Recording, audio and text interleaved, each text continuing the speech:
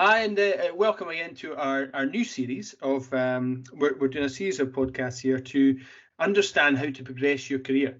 Everybody has ambitions to take their career to varying levels, so we wanted to speak to key people who really understand about developing your career. And today we are joined by Mary Morgan, who is the Director of Strategy, Performance and Service Transformation at NHS National Services for Scotland. So we're going to chat a little bit today about preparation, about planning, about managing your career, and how you can really secure that job that really inspires you. So Mary, do you want to give us a little bit of an introduction to yourself and your career today? Okay, thank you very much. I started in nursing in the NHS in 1982 as a student nurse, and then spent 14 years as a frontline nurse delivering care, as a staff nurse, and then subsequently as a ward sister. So I became a manager. And I think it's important at that point to know that I was a certificated nurse. I took the opportunity throughout that time to add to my qualifications and did an HNC in management, because I felt that I wanted to have some theory to back up my ward management skills. And I progressed to doing a degree in service sector management, a BA in service sector management. It was kind of before the times that nurses actually did a degree qualification. I then moved in more formally to management, so starting with nursing management and then into general management. And through a succession of organisational changes, had opportunities presented to change my role, add to my portfolio, have different experiences and do different things. There came then a time when I was seeking something very entirely different, and I had applied for a promoted post and was unsuccessful in being shortlisted. But it just so happened that a recruitment agency were doing that job and said, actually, although you didn't get that, maybe there's something else that might suit you for a national organisation. And I was successful in securing the post as Director of Health Protection Scotland in 2008.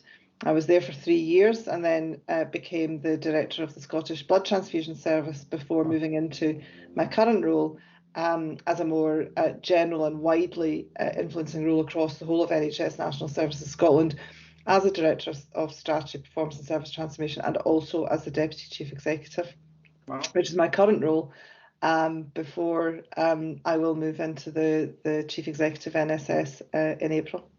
Wow, that's quite a journey.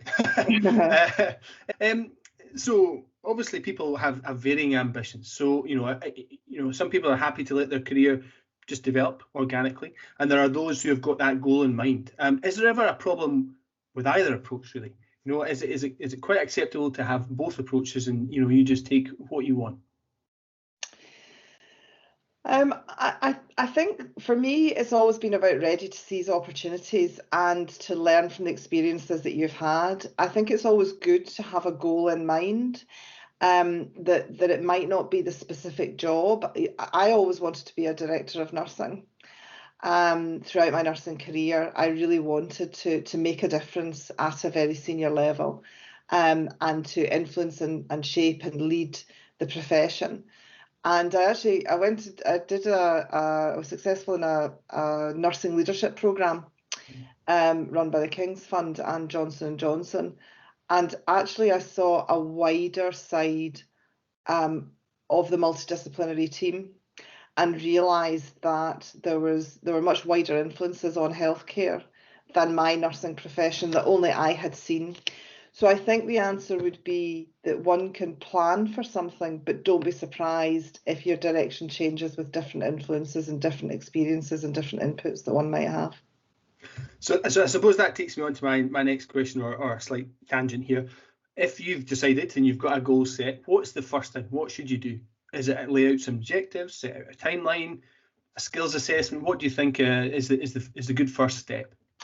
So I think all of those are true. I spent quite a lot of time. I'm very interested in what are the requirements and what roles come along within the health service and beyond. So one of the things that I'll do as in thinking about what might take my interest and what might be really exciting is look at roles and job descriptions that become available, and go through those and look at what skills are they looking at, and what are the qualities that are being asked for. and do the organisations or do the sector fit with my values and the way that I want to be and the way that I want to operate. And that's a really good way of helping one to guide your development opportunities and what you might like, for example. So as an example, in my career, I identified that I really didn't understand the role of a board and the role of governance at that level. And as part of my personal development planning with my then chief executive, we agreed that it would be a good idea for me to give something back, but perhaps to do some non-executive direction in a trustee or a charitable organisation, which I have also taken up. And I felt that gave me the opportunity, yes, to give something back and to input to a charitable organisation as a non-executive director trustee, but it also gave me the experience of board level governance and looking at organisations from a different angle. You've jumped ahead a few of my questions, but that was exactly one of my questions. Should you take an opportunity to look for voluntary roles? And as you mentioned, it is about giving something back, but you get to really understand the function of a board and understand that process. And it's quite important that for a leader, isn't it? Well, yes, I think it is. If you want to be leading at an executive and a board level, I think it's really important that people should understand how organisations work and how they go together. There are other ways, of course, that people can achieve that. So certainly within the public sector, I don't know about the private sector, but within public sector, many of the board meetings, many of the governance meetings will be held in public. So it's a good thing to be able to go and observe and to listen, particularly if one has some connection or if there's an item on the agenda that's going to be discussed that might be relevant to your area of working. But even for relatively junior staff, as a ward sister, I sat in a board meeting just to observe, just to understand how does what I do have any bearing on the wider impact of the NHS or of my organisation at the time. And I learned lots from it, Yeah, no, I mean, that's quite interesting. I've taken a similar step myself and sit on a voluntary board again to understand the mechanics of it and how does it all fit together and how does what you do on a regular basis have an impact. Just thinking about, so we've taken that first step, we've decided, right, I really want to progress my career. In terms of leadership, should there be a bit of a focus on developing those softer skills, or do you continue to improve your technical skills, or is it a mix of both? Yeah, again, there's no magic bullet. It is a mix of both. It's about understanding emotional intelligence. So have I got insight into what my behaviour's like and how they impact, understanding what one's own values are and do they fit with the organisation, understanding the impact that you have on other people, and also being able to see and understand the impact that their behaviours and their responses will have then upon you. So I think that's really important. It's always helpful to understand organisational culture, organisational strategy, and how things are done around here, and whether or not that fits with how you would like to see things being done. But also in terms of leadership development, a lot of it is about understanding self and understanding how you apply that and how you do the best in a value set with the people and the team that are around about you. How do you engage with them? How do you involve them in the decisions that they have? How do you ask them for solutions that you might not be able to have or come up with? And the other thing is increasingly as you go through an organisation, you might not have those technical expertise and technical skills. Your subject matter expertise becomes leadership and how to make sure that all those voices and the technical skills are brought to bear. So it's useful to understand some of the technical ability and to have something that's aligned with it. I mean, it is quite a useful thing to understand a bit of the health service or to understand a bit about nursing if you're going to lead nursing and so on. But you can't cover it all off, so you have to know how to motivate and engage other people and to hear their points of view before deciding on a course of action. The leadership part of this is quite interesting for a lot of people actually. There's a bit of a debate: are leaders born, or are they made? What's your thoughts on that? Is it possible? I don't want to scare people off. Is it possible for someone to develop into a good leader that perhaps doesn't have those skills just now? Yes, it always is. if people are prepared to learn. So I definitely think that even if you're born with leadership ability and it's written in the stars, and you have in your Chinese horoscope that you're going to be a leader and a chief executive of the future, actually it's about your experiences and where do you want to go in achieving goals. And one of the things that I think is really important is to be able to say, what role did I play in something? What have I done? How have I facilitated that? How have I made that happen? And to be able to reflect on examples of where you have made a difference in what you did. So that whole competency framework type interview, what was the situation? What was my plan? What did I actually do, and what was the outcome, and how do I reflect on where that came to? Having those examples is really quite important to grow leadership confidence as well as leadership ability. Yeah, I suppose one of the things with leadership, I suppose, is as you grow, you have to have those people skills. Is it important to kind of develop a strong networks as you grow as a leader? I think it's always good to have wide networks, as well as those people who are very close to you and will be honest and give you feedback. It's for you to choose how you receive and how you act upon that on the feedback that's given to you. Very often, I know there's times in my life when I've had feedback from people and I've chosen just to ignore it, and it's maybe been many years later that I kind of go, I get it, I suddenly understand where it's at. Yeah. So some of it comes with maturity, and providing that feedback is given with good intent and there's no maliciousness in it, and it's given in such a way that you can hear it and you listen to it, then it is really important to have that. I think wide networks are also important in that Scotland is a relatively small country. The UK is a relatively small country, so people will always know each other in some form or another, or will get to hear about people. But it's also from a view about knowing who can help you with something if there's a piece that you don't understand. And I'm moving into a chief executive role now, and I realise that in the organisation I don't have a peer. Yeah. And that just suddenly has hit me after I've gone through that. I thought, well, who is my peer? Yeah. Because there is only one chief executive in an organisation. And that is likewise true almost for somebody who's in a specialist role, a director of nursing, a medical director. There are only one of these roles. So how do you fathom out your peer group? And that has to be by creating good networks.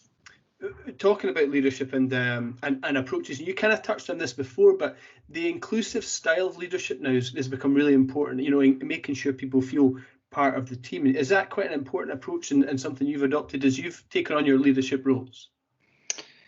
Yeah, I'm very clear that whatever I have done, my role has been to make life easier for other people to deliver their job and deliver their role. So I'm a firm believer in that the organisation, yes, it needs to be led, and that leadership for me is about setting culture. It's about upholding the values, monitoring the performance, and being a pivotal liaison role between stakeholders at a senior level and the organisation.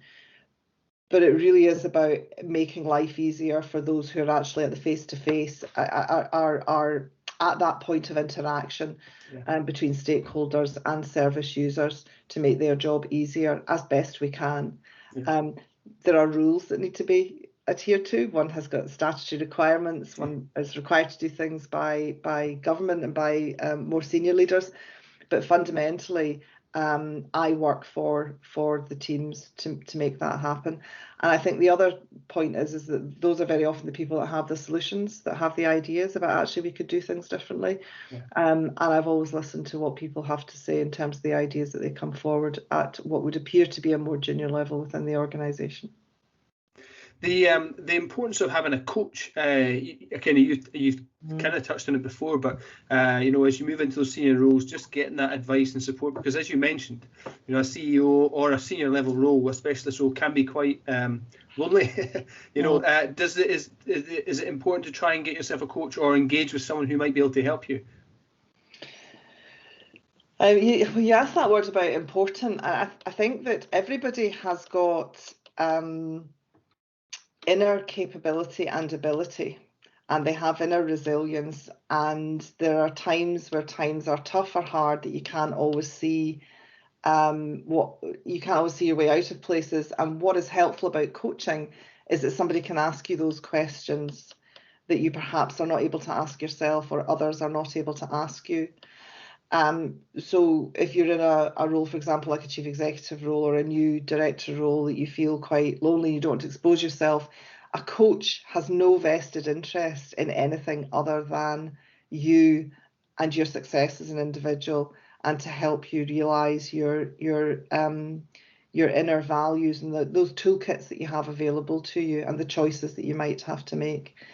I should confess I am also an executive coach, which I completed almost a year ago now in terms of programming. So I'm very bought into coaching culture.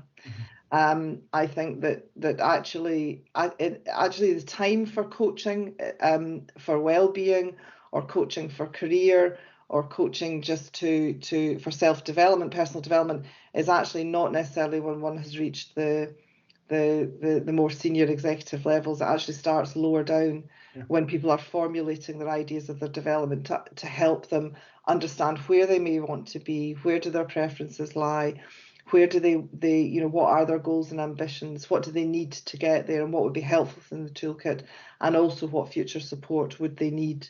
So I think that coaching culture to me, it's about empowerment. It empowers people to make decisions and to do their own thing. So I think having a coach is not necessarily so important, but a coaching culture, which is enabled and supported by people who have those skills, is important. And at times, having a dedicated specific coach for periods of time is also important. Great. I suppose to jump to the other side, you mentioned it yourself. How do you deal with rejection? We've all been knocked back at some point or other, and it can be hard for some people when you've set a plan, you've set a course, you're aiming for it, and you don't perhaps get it. Not everyone can achieve that top job, so certainly not in the first attempt at it. So have you got some strategies for dealing with that failure and building yourself back up?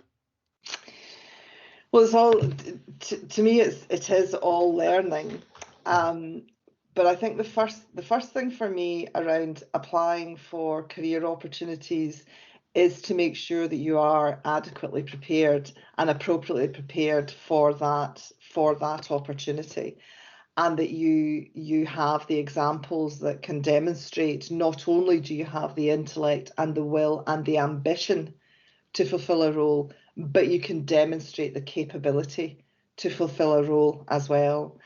So I think it's important that, as I said earlier, that if you go through a particular project or you achieve something, that you note it, you reflect on it and think about what do you learn and what you've done better. So I think that's the first thing, is getting through a process and understanding that your skills match is what is required is really good. You're right. I've always had a view that if you're not successful, it's not right for you. What's for you doesn't go by you, and it opens the doors to have further conversations, perhaps around learning, or perhaps about getting feedback. Perhaps I wasn't successful because I needed further development, or it just so happened that I was not quite the right fit for what they were looking for in the organisation at that particular time. So I think it is about getting over the initial perhaps rejection, and then thinking, actually, do you know what? Let's move on to the next opportunity, and see, can I be more prepared, or perhaps that just wasn't the opportunity for me at this particular time. Right. Just one last question, I suppose. Is it ever too late to start that planning for the top job? Is it ever too late to decide, right, well, I now want to go for that job? Or do you need that legacy of experience, or do you need that legacy of preparation? I think no, that's the bit about opportunities that present, and you think to yourself, actually, I'm going to put my hat in the ring for this. It's really exciting. It's an interesting thought, because people are working much longer now. So what is too late? What is an age? the retirement age is pretty much 67 years old at the moment, and will it increase from that? So that even means, that means people, at the age of 55, 56, potentially have another long, 10 years of a career within them. So no, it is never too late. I guess what I would say, it's also never too early. Yeah. To think about one's ambition, and that learnings and opportunities I've had for learning and for personal development earlier in my career, I have sometimes not realised until very recently. So that's a good place to be. And I've also learned from mistakes. I think it's really important to have that kind of learning culture, and to be able to say, do you know what, I didn't get that quite right. I would have done it. I would do it better, or do differently. It was the right thing to do at the right time, but actually reflecting on it, I could have done that a little bit better. And sometimes that comes with maturity and experience. Well, listen, thank you very much for your time today. I really appreciate all your expertise and your thoughts on leadership. Yeah, thank you very much. Thank you.